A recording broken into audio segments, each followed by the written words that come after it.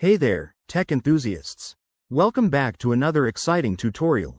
Today, we're tackling how to set up Zapier SMS notifications in 2025.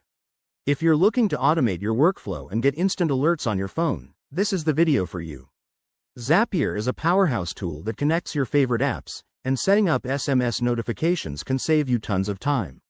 Let's dive right in. First things first, make sure you have a Zapier account. If not, head over to their website and sign up. It's free for basic use.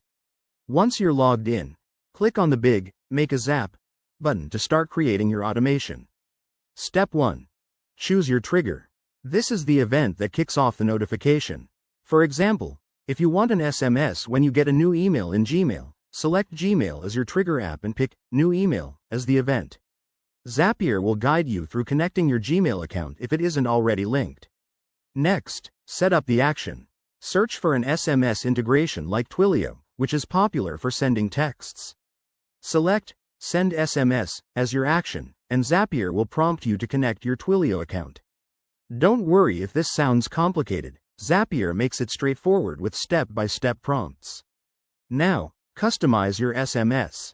Enter the phone number you want to receive notifications on, and craft a message template. You can use dynamic variables, like pulling in details from your trigger event, to make it personalized and useful. Before you activate your Zap, hit that test button. Zapier will run a sample to ensure everything works smoothly.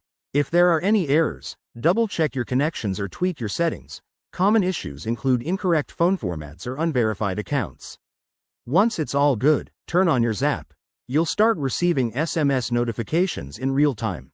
This setup is perfect for 2025's fast-paced world, whether you're monitoring sales, tracking project updates, or staying on top of social media. There you have it. SMS notifications with Zapier are now at your fingertips. If you found this helpful, give it a thumbs up, subscribe for more tech tips, and drop a comment below if you have questions. Thanks for watching, and see you in the next one.